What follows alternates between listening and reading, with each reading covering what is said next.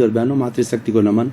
Channel 24+ news के खास, विशेष, मनमोहक, इंसानियत के सूत्र देने वाला, मानवता के सूत्र देने वाला और व्यक्ति को अच्छा इंसान बनाने वाला, चाहे वो हिंदू हो, चाहे मुस्लिम हो, चाहे सिख हो और ईसाई हो, ये सब बाद की बातें हैं। सबसे पहले वह इंसानियत सीखे, वो मानव धर्म को स्वीकार करे कि मानव जाति एक है।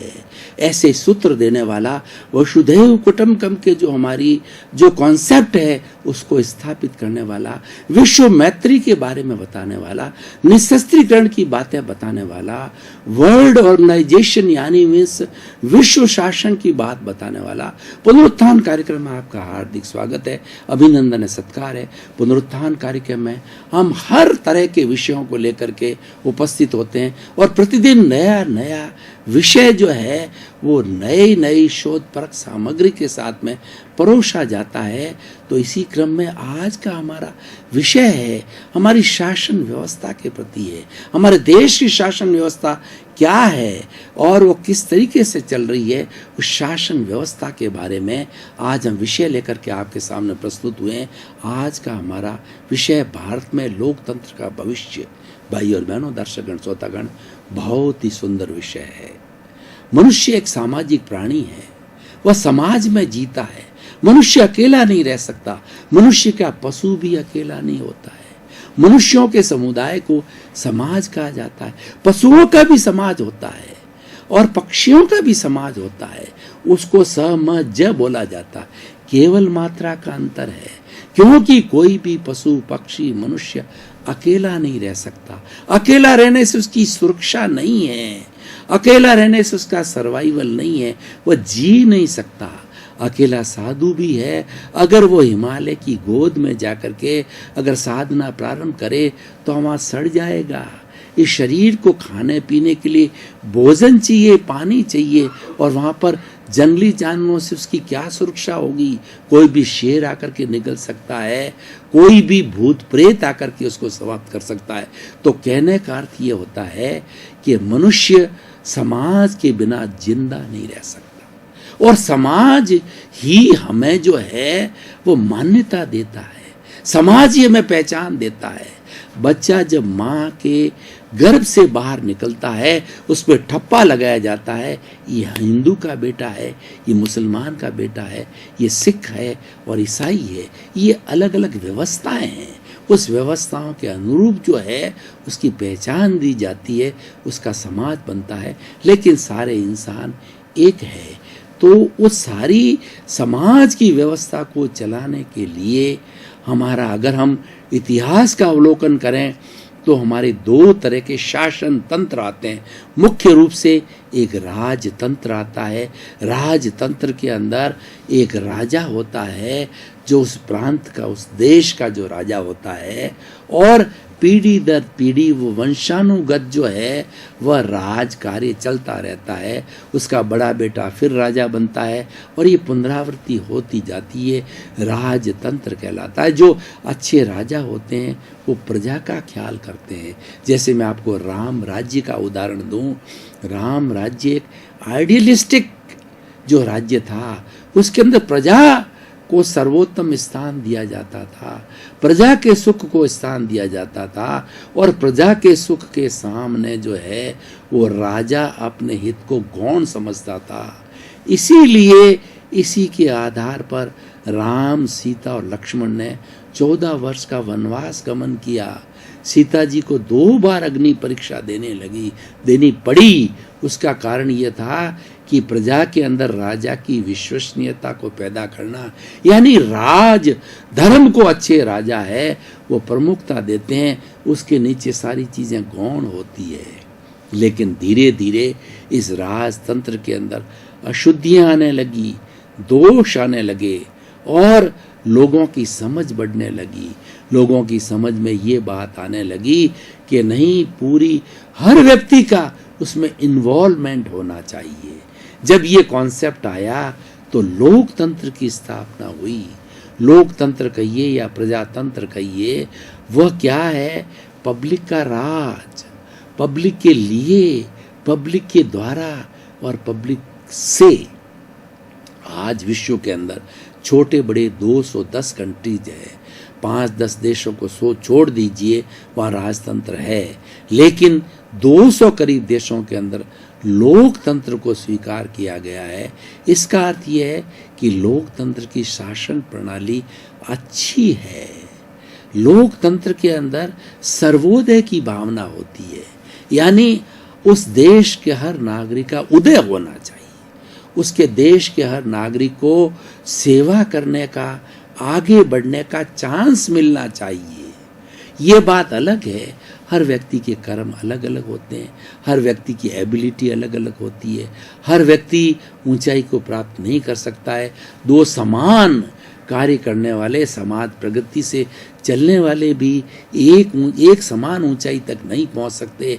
एक माँ के 2 जुड़वे बेटे भी अलग अलग हो सकते हैं, क्योंकि उनके कर्म अलग अलग हैं। हमारी भारतीय संस्कृति कर्म सिद्धांत को मानती है, और कर्म सिद्धांत इस प्रकृति का, सृष्टि का ईश्वर है। ईश्वर है, किसी को पनिशमेंट देता है, किसी को अवार्ड देता है, वो कर्मों के अनुसार होता है। ईश्वर अपने पे कुछ भी बुराई नहीं लेता, और क्यों बुराई लेगा?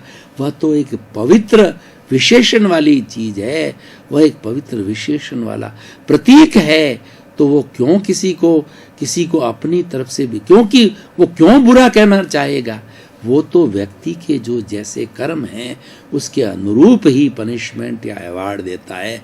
अगर पुण्य कर्म है तो उसको अवार्ड्स मिलते हैं, अचीवमेंट मिलता है, सुख मिलता है, और अगर पाप कर्म है तो उसको दुख मिलता है, बीमारी आती है, गरीबी आती है, और कई तरह के वो कष्ट झेलता है। तो इस तरीके से हमारी ये प्रजातंत्र की व्यवस्था एक सुंदर व्यवस्था है। अब हमारा विषय यह है कि भारत में लोकतंत्र का भविष्य क्या है। भारत की आज़ादी के बाद से जो है लोकतंत्र को स्वीकार किया गया, और 26 जनवरी 1950 को जो है हमारा संविधान बन गया, जिसमें बाबा साहब अम्बेडकर और भी कुछ सदस्य थे। उन्होंने संविधान की जो है वो स्क्रिप्ट तैयार किया, संविधान की नियमावली को तैयार किया, और जनता से उसको अनुमोदित कराया गया। उसके अंदर कोई जो है ये धर्मनिरपेक्ष राष्ट्र कहा गया। इस राष्ट्र के अंदर मानव धर्म ही एक धर्म है, लेकिन साथ साथ के अंदर स्वतंत्रता दी गई। हर व्यक्ति चाहे उस धर्म का पालन कर सकता है, उसके धर्म के मामले में किसी कोई इंटरफेरेंस नहीं किया जाएगा, धार्मिक भावना को जो है ठेस नहीं पहुंचाई जाएगी, और व्यक्ति को जो है अपनी बात रखने का जो है वो अधिकार दिया गया। उससे प्रिंट मीडिया बने, हमारा टीवी मीडिया बने, हमारे साहित्यकार बने, और हमें अपनी बात को अच्छी तरह से अनुशासनात्मक तरीके से बिना किसी को दोषारोपण किए गए अपनी को बात को रखने का हमको अधिकार मिला। वो और अधिकार वो आज तक भी बरकरार है। हर व्यक्ति अपने अपने अच्छे विचार जो है वो रख सकता है, शासन प्रणाली के बारे में, समाज के बारे में, समाज की कुरीतियों के बारे में, समाज के सुधार के बारे में, सबके विकास के बारे में। सबके अच्छे अच्छे सजेशंस हमारे यहाँ निष्पक्ष रूप से इनवाइट किए जाते हैं, चाहे वो किसी धर्म का अवलंबी हो। हमारा हित होना चाहिए, हमारी हित की बात को सुनने का, उसको पारित करने का, उसको क्रियान्वित करने का हमारे यहाँ पूरी व्यवस्था है प्रजातंत्र के अंदर। तो हम प्रजातंत्र की बात कर रहे थे। भारत विश्व का सबसे बड़ा लोकतंत्रात्मक देश है, सबसे बड़ा प्रजातंत्र है, क्योंकि पूरी दुनिया के 20% आबादी के अकेले हम भारतीय लोग हैं। यानी भारत का हर 5वां नागरिक जो है वो विश्व का नागरिक है, हर 5वां नागरिक इंडियन है, भारतीय है। हमारे लिए कितनी बड़ी सौभाग्य और गर्व और गौरव की बात है कि हम विश्व प्रतिनिधित्व करते हैं। और भारत तो एक ऐसा देश है, उसने हमेशा धर्म गुरु का दर्जा रखा है, सोने की चिड़िया बनी है। उन्होंने जो निःशस्त्रीकरण का दिया गया, उन्होंने मैत्री भाव दिया गए, और उन्होंने कई ऐसे बड़े बड़े सिद्धांत पूर्व में भी दिए हैं और वर्तमान में भी दिए हैं। आज वर्तमान में 2 बड़ी बड़ी बातें हमारे भारत की जो है पूरे विश्व ने स्वीकार की है। 21 जून को प्रतिवर्ष पिछले 3 वर्ष से वो अंतर्राष्ट्रीय योग दिवस मनाया जाता है। योग भारत की एक कृति है। योग जो है हॉलिस्टिक जीवन जीने की पद्धति है।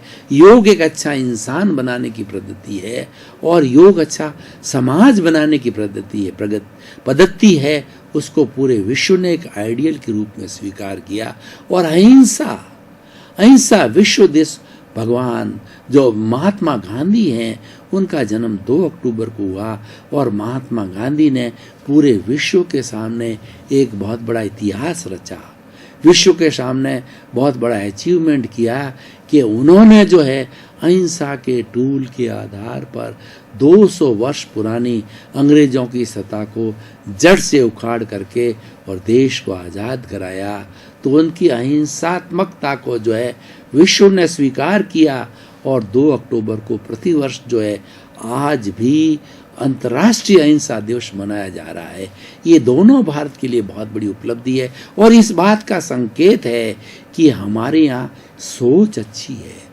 भारत के लिए कहा जाता है कि यहाँ पर जो है वो विविधताओं में एकता है, यानी यूनिटी अमॉन्ग डाइवर्सिटी। भारत के अंदर कितने धर्म हैं, कितने दर्शन हैं, कितने उत्सव है, कितनी जातियां हैं, कितने मत है, कितने मतांतर है, लेकिन इतनी विविधताओं के बाद भी भारत एक है। भारत के ऊपर जब कभी भी संकट आता है, तिरंगा झंडा हमारा संकट में होता है तो हम एक हो जाते हैं। और ये पूरा हमारा भारत का इतिहास बताता है। जब चीन का भारतवर्ष पे हमला हुआ और पाकिस्तान का हमला हुआ 1962 और 65 की बात है, लाल बहादुर शास्त्री जिस समय जो भारत के प्रधानमंत्री थे, उन्होंने जय जवान जय किसान का नारा दिया। उन्होंने एक सॉल्यूशन दिया कि भारत के अंदर जो अन्न का संकट है, हर भारतीय जो है वो सोमवार को उपवास रखे और इस देश के संकट को अपना संकट माने, तो हमारे आर्थिक जो है वह साधनों को जुटाने के लिए लोगों ने करोड़ों टन सोना जो है वह लाल बहादुर शास्त्री को मुहैया कराया। जैसे कि भामाशाह ने जो है वो हमारे महाराणा प्रताप को सेना को सुदृढ़ करने के लिए धन जो उपलब्ध कराया, उसी तरह से देश के भामाशाहों ने हर संकट के अंदर देश के हर नागरिक में, चाहे सुनामी आया हो, चाहे हमारी अतिवृष्टि हो, अनावृष्टि हो, किसी पर्टिकुलर तबके को कष्ट पहुंचा है तो पूरा देश उसके लिए तैयार हो जाता है, तन से, मन से, धन से सेवा करने के लिए। तो मैं बात कर रहा था भारत के अंदर लोकतंत्र का भविष्य बहुत ही उज्जवल है, बहुत ही सुंदर है, क्योंकि हमारी जो लोकतंत्र की प्रणाली पर हम दृष्टिपात करें तो हमारे यहाँ पर अच्छी अच्छी पार्टियां बनी हुई हैं। 2 बड़े बड़े ग्रुप होते हैं, शासन करने वाला ग्रुप और एक प्रतिपक्षी ग्रुप होता है। शासन करने वाला ग्रुप मान लीजिए कि वो 55% से जीत के आता है, तो भारत में व्यवस्था है कि 45% वाला जो ऑपोजिट ग्रुप है, ऑपोजिट पार्टी है, वह भी उतना ही सशक्त है। यानी हर बुराई का वो शासन तंत्र के अंदर विरोध करता है, तो हमारे लोकतंत्र के अंदर बुराई नहीं पनप सकती। हमारा लोगों का कुठाराघात, लोगों का अहित हो, ऐसे बात जो है यहाँ संभव नहीं हो सकती, क्योंकि हमारा ऑपोजिशन बहुत स्ट्रांग है। इसका कारण क्या है? इसका कारण ये है कि हमारी जो शासन प्रणाली है, उस शासन प्रणाली के अंदर मतदान किया जाता है। मतदान के अंदर हर नागरिक को अपना मत देने का पूर्ण अधिकार है और पर्टिकुलर डेट्स के ऊपर हर नागरिक अपना अपना मतदान देता है। और जो सेलेक्टेड कैंडिडेट अपनी अपनी पार्टियों के होते हैं, उसमें से जो अच्छा विकास करने वाले होते हैं, जो जनता के साथ के अंदर सुख दुख को बांटने वाले होते हैं, जो जनता के साथ खड़े रहते हैं, अपने आप को जन सेवक समझते हैं, उनको वो चयनित करती है। चाहे एमएलए का हो, चाहे एमपी हो, चाहे सरपंच हो, चाहे न्यास हो, हमारा म्यूनिसिपलिटी हो, हर एक के अंदर एक ही सिस्टम, हमारे मतदान का सिस्टम है। यानी हमारा जनता का इन्वॉल्वमेंट है और एक सबसे बड़ी सुंदर व्यवस्था हमारे यहाँ भारत में एक और है कि जल सेना, थल सेना और नभ सेना, जो कि हमारे फ्रंटियर्स की रक्षा करती है, उन फ्रंटियर्स की हमारी सुरक्षा करने वाली है, वो सब भारत के राष्ट्रपति के अधीन है। वो अपनी स्वच्छंदता सेना, वो अपनी स्वच्छंदता का उपयोग नहीं कर सकती। बहुत से देशों के अंदर जो सेना है वह स्वतंत्र रूप है, स्वच्छंद है, तो कभी भी राष्ट्रपति को उखाड़ देती है, वो कभी भी प्रधानमंत्री को उखाड़ देती है और अस्त व्यस्त हो जानी, यानी एक तरीके से तानाशाह हो जाती है। लेकिन हिंदुस्तान में तानाशाही को कोई स्थान नहीं है। तीनों सेनाओं के जो हेड होते हैं, अध्यक्ष होते हैं, वो राष्ट्रपति के अधीन होता है और राष्ट्रपति लोकतंत्र का सबसे बड़ा हेड होता है और उसके अधीन जो हमारा प्रधानमंत्री या मंत्रिमंडल है वो राष्ट्रपति के अध्यादेश के ऊपर वो कार्य करता है और राष्ट्रपति के पास में अध्यादेश पहुंचते हैं और वो पारित होने पर वो देश के अंदर लागू मान लिए जाते हैं।